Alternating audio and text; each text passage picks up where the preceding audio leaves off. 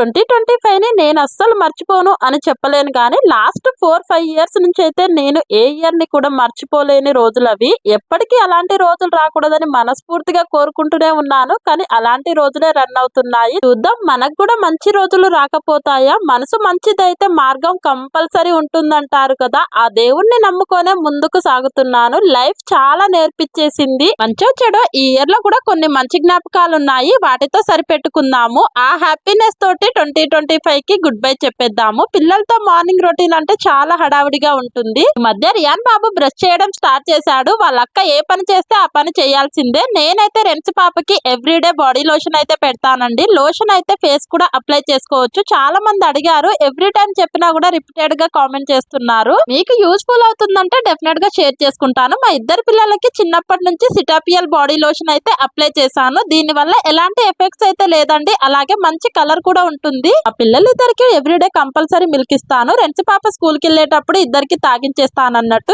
ఈ ఇయర్ లో ఇదే లాస్ట్ వీడియో అనుకుంటా. 2025 కి గుడ్ బై చెప్పేద్దాం. మరి నెక్స్ట్ ఇయర్ కలుసుకుందాం. నచ్చితే చిన్న లైక్ వేసుకోండి. మరి బాయ్ బాయ్.